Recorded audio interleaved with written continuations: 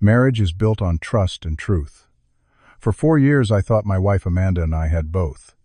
We had our ups and downs like any couple, but I believed we were solid. Lately though, something felt off. I couldn't place it until I accidentally found text messages between Amanda and her sister Natalie. They were planning a divorce threat to manipulate me into changing. Not because our marriage was failing, but as a strategy to control me. Before I tell you how I discovered their scheme and what happened afterward, drop a comment letting me know where you're watching from. And, if you think loyalty matters in relationships, hit subscribe to join our growing community of truth seekers. I am Chuck, a 32-year-old software developer living in Seattle. 5 years ago, my life changed when I attended my college roommate's wedding. That is where I met Amanda. She was 29, vibrant, and instantly captivating. She worked as a marketing specialist for a local firm and had the most infectious laugh I had ever heard. From across the reception hall, our eyes met, and within minutes we were deep in conversation about everything from our favorite books to our dreams for the future. Our connection was immediate and intense. What started as exchanged phone numbers turned into daily texts, weekend dates, and within 8 months a proposal on the shores of Lake Washington. Looking back, perhaps we rushed things, but at the time it felt absolutely right. Amanda said yes without hesitation, and we married in a small ceremony surrounded by close friends and family. The first 2 years were genuinely happy. We bought our first home together, a modest 3-bedroom house in a quiet neighborhood. Weekends were spent exploring hiking trails, trying new restaurants, and building our life together. We talked about starting a family soon once we felt more settled in our careers. Those early days were filled with laughter, passion, and the excitement of building a future together. One constant presence in our lives was Amanda's older sister, Natalie. At 34, Natalie was protective of Amanda, often offering advice and showing up unannounced at our home. Initially, I appreciated her support. She helped us move into our house, brought homemade meals when we were busy with work, and seemed genuinely invested in our happiness. Our marriage had normal disagreements. I worked long hours during project deadlines. Amanda wanted more help with household chores. We had different ideas about budgeting, but we always managed to talk things through and find compromise. That is what marriage is about, right? Working together through the challenges. Things began to shift when Natalie went through her own divorce about 18 months ago. Her husband Jacob had apparently cheated on her, though I only heard Natalie's side of the story. After that, her presence in our lives increased dramatically. She was at our house 3 or 4 times a week, often pulling Amanda aside for long, private conversations. I noticed changes in Amanda after these talks. She became more critical of my habits, my work schedule, even the way I loaded the dishwasher. I tried to be understanding. I made efforts to be home earlier when possible, took on more household responsibilities, and suggested date nights to reconnect. But nothing seemed enough. Amanda would acknowledge my efforts briefly, then find new issues to criticize. It was confusing and frustrating. When I tried talking to her about my concerns, she would dismiss them, saying I was being too sensitive, or that I should be grateful she was communicating her needs. During this time, my best friend Tyler noticed the change in our relationship. We met for beers one evening, and he asked bluntly if everything was okay. I admitted things felt strained, but assured him we were working through it. Amanda's parents, Robert and Diane, visited from Portland that summer and seemed oblivious to any tension. They had always been kind to me, and during their visit, Amanda was more like her old self. That gave me hope that whatever was happening was temporary. But after they left, the criticism resumed. I started to feel like I was walking on eggshells in my own home, never knowing what might trigger a complaint. Still, I never suspected what was actually happening behind the scenes. I believed we were just going through a rough patch that many marriages experience. I had no idea that the woman I loved was being coached to manipulate me. Over the next few months, Amanda became increasingly cold and distant. Where we once shared details about our days and laughed together over dinner, now meals were often silent or filled with tense small talk. Physical intimacy had all but disappeared. When I reached for her hand, she would often pull away, claiming she was tired or not in the mood. Determined to reconnect, I planned special date nights. One Friday, I made reservations at the Italian restaurant where we had celebrated our first anniversary. I arranged for flowers to be delivered to her office that morning with a note saying how much I looked forward to our evening together. At dinner, Amanda seemed briefly touched by the gesture, even smiling genuinely for the first time in weeks. But by dessert, she was checking her phone repeatedly, and when I asked if everything was okay, she snapped that I was being controlling by questioning her. I tried initiating meaningful conversations about our relationship. Late one evening, I gently asked if there was something specific bothering her or if I had done something to hurt her. Amanda sighed dramatically and said, "If you do not know what the problem is, then that is part of the problem." When I asked her to help me understand, she said she was too tired to explain basic emotional intelligence to me. In March, I had to travel to San Francisco for a week-long business conference. Before leaving, I suggested we use the time apart to reflect on our relationship. Amanda agreed with surprising enthusiasm, which gave me a small hope that she was also invested in improving things. During the conference, we texted sporadically. Most of my messages received brief replies. But on my third day away, Amanda sent something that struck me as odd. "Talked with Nat today. Think it is time to move forward with the plan when you get back." When I asked what plan she meant, she quickly responded that she was talking about redecorating the guest bedroom, something we had discussed months ago. It seemed plausible, yet something about her wording felt off. I dismissed my concerns as paranoia born from the strain in our relationship. I returned home to find Amanda unusually nervous and agitated. She would start sentences and then stop abruptly as if reconsidering her words. She seemed to be building toward something, but losing her nerve. The tension was palpable. 3 days after my return, Amanda suggested we have dinner at home without distractions. She prepared my favorite meal, grilled salmon, with roasted vegetables, and even opened a bottle of expensive wine. As we ate, she steered the conversation toward our relationship, discussing how people grow and change, how sometimes paths diverge. Then, seemingly out of nowhere, she said, "Chuck, I have been thinking a lot lately. If things do not change between us, I think we might need to consider divorce." The word hit me like a physical blow. Divorce. Yes, we had been struggling, but divorce had never entered my mind. We had not even tried counseling. I asked her to elaborate on what needed to change, and her response was vague. She mentioned feeling unappreciated, wanting more emotional support, and needing me to be more present. When I pointed out that I had been making efforts in all those areas, she shrugged and said it was too little too late. The conversation ended without resolution. Amanda went to bed early, leaving me stunned and confused in the living room. Nothing about this sudden escalation made sense. It felt scripted, not like a genuine expression of her feelings. The next morning, Amanda left for work earlier than usual. I was still reeling from the previous night's conversation when fate intervened in the form of a forgotten phone. Amanda texted me from her office phone asking if I could check if she had left her cell phone at home. She had on the bathroom counter, and it was unlocked. I want to be clear, I had never snooped through my wife's phone before. I respected her privacy.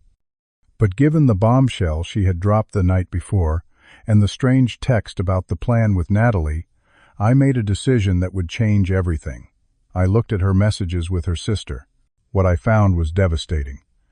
Months of conversations between Amanda and Natalie planning what they called Operation Wake Up Call. Natalie had been coaching Amanda to threaten divorce as leverage to reshape my behavior. Not because Amanda actually wanted to leave me, but as a manipulation tactic. "Remember, you do not actually have to go through with it," Natalie had written. "Just the threat will be enough to shock him into changing." Men never take things seriously until they think they might lose something. They had a detailed plan. First, Amanda would become increasingly critical and distant, creating confusion and insecurity. Then, after sufficient groundwork, she would drop the divorce bomb.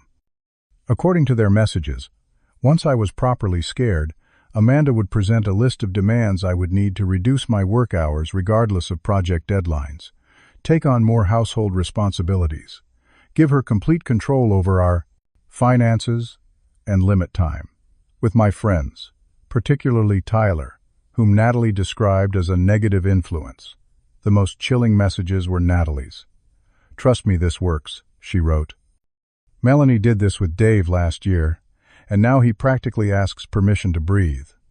It is all about training them early. Make them think they could lose you, and they will do anything to keep you. Amanda's responses showed initial hesitation but growing conviction as Natalie continued to persuade her. I do not know Nat. It seems manipulative, she had written early in their exchanges, but later messages showed her fully on board. You were right. He seemed genuinely scared when I mentioned divorce. I almost felt bad, but I kept remembering what you said about how this is for the good of our marriage. I felt physically ill reading their exchanges. The betrayal cut deep. This was not just a misunderstanding or poor communication. This was calculated manipulation from the woman I had promised to love and cherish for the rest of my life, coached by her sister, who apparently viewed marriage as a power struggle rather than a partnership. I took screenshots of the most damning messages and emailed them to myself, then carefully returned the phone exactly where I had found it. I spent that day in a fog, alternating between rage, heartbreak, and disbelief. That night, when Amanda returned from work, she continued her cold treatment, unaware that I knew everything. I lay awake all night, staring at the ceiling, listening to Amanda's steady breathing beside me. How could someone sleep so peacefully after plotting such betrayal? I considered confronting her immediately, but decided against it. I needed time to think, to plan my response carefully. This was not a situation to react to from pure emotion. Meanwhile, Amanda continued with their strategy, making passive-aggressive comments about my contributions to our marriage, sighing dramatically when I mentioned work deadlines, and generally treating me with thinly veiled contempt. Each interaction now had a different context. I was not witnessing authentic frustration from my wife. I was watching a performance designed to manipulate me into submission. The next day, I called Tyler and asked if we could meet for lunch. Over sandwiches at a quiet deli, I showed him the screenshots. His reaction mirrored my own shock and anger. "This is psychological abuse, Chuck," he said bluntly. "If the genders were reversed, everyone would immediately recognize it as such." He advised me to speak with a lawyer before confronting Amanda. "You need to understand your rights and options," he said. "Not because you necessarily want a divorce, but because you need to protect yourself." His words made the situation even more real. This was not just a marital spat. This was something that might end our marriage. I followed his advice and discreetly met with a divorce attorney later that week.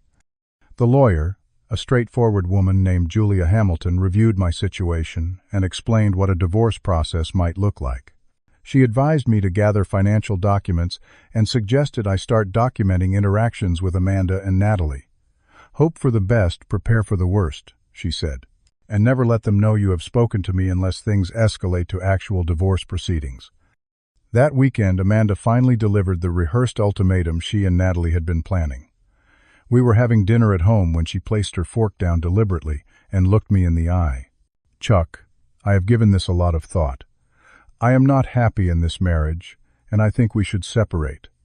Unless things change dramatically, I want a divorce." Her delivery was almost perfect. If I had not seen the texts, I might have been completely devastated, desperate to do anything to save our marriage. Instead, I responded calmly. "What specifically would need to change for you to want to stay married?" This question was not in their script. Amanda looked momentarily confused. According to the texts, she expected me to immediately panic and beg her to reconsider. She recovered quickly and launched into the list of demands she and Natalie had crafted. I should work no more than 40 hours a week, regardless of my job responsibilities, take on 70% of the household chores, give her full control of our finances, and limit my time with friends to once every 2 weeks. I asked another unscripted question. "Are these your ideas, Amanda, or did someone else suggest them?" Her face flushed. "What do you mean? These are things I need to be happy." "That is interesting," I said quietly, "because they sound exactly like the demands Natalie coached you to make as part of Operation Wake Up Call." The color drained from Amanda's face. "What are you talking about?" "I know about the plan, Amanda. I know Natalie has been coaching you to threaten divorce as a manipulation tactic. I saw the texts. She denied it immediately. You are being paranoid." "I would never do something like that." Without a word, I took out my phone and showed her the screenshots I had taken. Her denial crumbled as she scrolled through her own words. Tears filled her eyes. "Chuck, it is not what it looks like." "Really?" because it looks like my wife and her sister have been plotting for months to manipulate me through the threat of divorce. It looks like you were willing to use my love for you as a weapon to control me. That is exactly what it looks like." Amanda broke down crying. Between sobs, she confessed. It was Natalie's idea. She said it worked for her friend Melanie that all men need a wake-up call sometimes. I knew it felt wrong, but she kept saying it would make our marriage stronger in the long run. By destroying trust. By using the nuclear option of divorce as a manipulation tactic. My voice was shaking now, the calm facade cracking as the full weight of the betrayal hit me again. Marriage is supposed to be a partnership, Amanda, not a power struggle where one person tricks the other into submission. Amanda grabbed her phone and called Natalie, her voice frantic. "He knows, Nat. He saw our texts. You need to come over." Despite my objections, Natalie arrived 20 minutes later, storming into our house like she owned it. Unlike Amanda, Natalie showed no remorse when confronted with the evidence. So what she said, defiantly. "Women have been manipulated by men for centuries. Sometimes we need to use whatever tools we have to level the playing field." "This is not about gender politics," I replied, struggling to maintain my composure. "This is about trust and respect in a marriage. Amanda and I took vows to honor each other." "Spare me the sentimentality," Natalie scoffed. "Marriage is a power dynamic like any other relationship. My only mistake was not telling Amanda to be more careful with her phone." The three-way argument that followed was one of the most painful experiences of my life. Natalie alternated between aggressive defense of their plan and attempts to gaslight me into believing I was overreacting. Amanda seemed caught between loyalty to her sister and the dawning recognition of how deeply she had betrayed my trust. After 2 hours of circular arguments, I made a decision. "I need some space," I said, my voice hoarse from the emotional confrontation. "I am going to stay at a hotel for a few days while I figure out what this means for us." Amanda panicked. "No, please, do not leave. We can work this out." But I needed distance to think clearly. I packed a bag and left, ignoring Natalie's parting shot that I was being dramatic. I checked into a hotel downtown and turned off my phone, needing complete isolation to process everything. When I turned my phone back on the next morning, there were 17 missed calls and dozens of texts from Amanda, ranging from apologetic to accusatory. Natalie had also texted, attempting to frame me as the villain for invading Amanda's privacy and abandoning her when she tried to communicate her needs. The manipulation continued, just with a different target. My parents called after Amanda reached out to them. I explained the situation, and they were supportive but concerned. "Take the time you need," my father advised, "but do not make permanent decisions based on temporary emotions." My friend Tyler offered his guest room if I needed a longer-term solution than the hotel. Over the next few days, I experienced the full spectrum of emotions rage that made me want to file for divorce immediately. Grief for the marriage I thought I had. Confusion about whether anything between us had been genuine. I also forced myself to reflect honestly on my contributions to our marital problems. Had I been as attentive as I could have been? Had I truly listened to Amanda's needs before this crisis? The answer was not a simple yes or no. Like most relationships, ours had genuine areas for improvement on both sides. But nothing justified the calculated betrayal I had discovered. 2 weeks passed with minimal contact between Amanda and me. I extended my hotel stay, needing the neutral space to think. I focused on work, spoke with a therapist twice, and spent time rediscovering parts of myself that had become lost in the chaos of our marriage. Then Amanda sent a letter by postal mail to my hotel. Not a text or email that could be fired off impulsively, but a handwritten 5-page letter that must have taken hours to compose. She took full responsibility for her actions, expressed deep regret, and explained how Natalie's influence had gradually warped her perspective on our marriage. She acknowledged that nothing justified her behavior and said she would understand if I could not forgive her, but hoped I would consider trying to rebuild what we had lost. The letter felt sincere in a way. Her tearful apologies the night of our confrontation had not. After reading it several times, I texted her, suggesting we meet at a neutral location. We arranged to meet at a coffee shop halfway between our house and my hotel. Seeing Amanda in the coffee shop nervously fidgeting with her cup, I felt a complex mix of love, hurt, and caution. We started awkwardly with surface-level chat about work and weather before diving into the real issues. For perhaps the first time in our marriage, we had a completely honest conversation about our expectations, disappointments, and hopes. "I need you to understand something," I said firmly. "If we have any chance of moving forward, Natalie cannot have the same role in our lives that she had before. Her influence has been toxic." Amanda nodded. "I know. I have realized some things about Natalie during these 2 weeks. Her divorce was not as one-sided as she made it seem. She has been bitter and resentful, and I let that poison seep into our marriage. She projected her own marital failures onto us. We talked for 3 hours, laying everything bare. There were tears, difficult admissions, and moments of connection that reminded me why I had fallen in love with Amanda in the first place. By the end of our conversation, I had made a decision. "I am willing to try rebuilding, but with conditions," I said. "First, we need couples therapy with a professional, not advice from friends or family. Second, complete transparency from now on. And third, healthy boundaries with Natalie." Amanda agreed immediately. "I will do whatever it takes.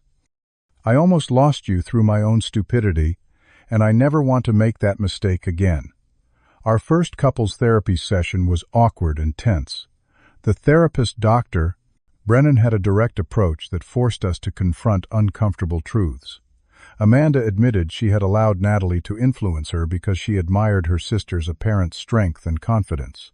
I acknowledged that my work schedule had created distance between us that made Amanda vulnerable to Natalie's influence. Over several sessions, Dr. Brennan helped us identify unhealthy patterns in our communication and expectations. We learned tools for expressing needs without criticism or defensiveness. Most importantly, we began to rebuild trust through consistent honesty and follow-through. Amanda gradually distanced herself from Natalie's negative influence. It was not easy. Natalie had been her primary emotional support and confidant for years. When Amanda told Natalie we were in therapy and working on our marriage, Natalie was dismissive, calling Amanda weak for caving to my manipulation. The irony was apparently lost on her. Natalie made several attempts to sabotage our healing process.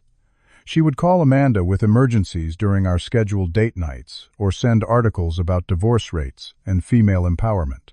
The old Amanda might have been swayed, but she was developing a stronger sense of self and boundaries. The turning point came 3 months into our reconciliation when Natalie showed up unannounced at our house, demanding to speak with Amanda alone. I overheard Amanda firmly telling her sister, "No, Natalie. Whatever you have to say, you can say in front of both of us. Chuck and I are a team now." When Natalie continued pushing, Amanda did something I had never seen before. She stood her ground completely. "You need to leave, Nat. I love you, but your advice nearly destroyed my marriage. I cannot keep letting you drive a wedge between me and Chuck." Natalie left in a fury and later sent a barrage of texts calling Amanda ungrateful and accusing me of turning her against her own family. Amanda showed me the texts, then blocked her sister's number. "She needs time to reflect," Amanda said, "and we need space to heal." 6 months after the confrontation, our marriage had transformed in ways I never expected. The crisis had forced us to rebuild from the foundation, up creating something stronger and more honest than before. We had developed new rituals of connection, morning coffee together before work, technology-free dinners, where we discussed our days, and weekly check-ins about the state of our relationship. One evening, we disagreed about holiday plans. In the old days, this might have led to passive-aggressive comments or silent treatment. Instead, we sat down and talked through our different perspectives, finding a compromise that respected both our needs. Afterward, Amanda remarked, "Remember when we thought we needed manipulation to solve problems? This is so much better." Trust was harder to rebuild, but grew stronger with each kept promise and honest conversation. There were still moments when doubt would creep in, when I would wonder if Amanda was being genuine or playing another angle. But those moments became rarer as she consistently showed up as her authentic self. The most valuable lesson I learned through all of this is that manipulation destroys the very thing it seeks to control. No relationship can thrive under the weight of schemes and ultimatums. True connection comes from vulnerability, honesty, and mutual respect. Forgiveness was not a single moment, but a daily choice. Each day I chose to focus on the marriage we were building rather than the betrayal we had survived. That choice freed me from bitterness and allowed me to fully engage in our renewed partnership. Our marriage is stronger now because we chose truth over manipulation. We faced the ugliest parts of ourselves and our relationship, and instead of turning away, we moved toward each other with compassion and courage. What about your relationships? Have you ever discovered manipulation or hidden agendas? How did you handle it? Drop your thoughts in the comments below. If this story resonated with you, please hit that subscribe button and share this video with someone who might benefit from it. Remember, the strongest relationships are built on honesty, not control. Thank you for listening to my story, and I wish you authentic connections in all your relationships.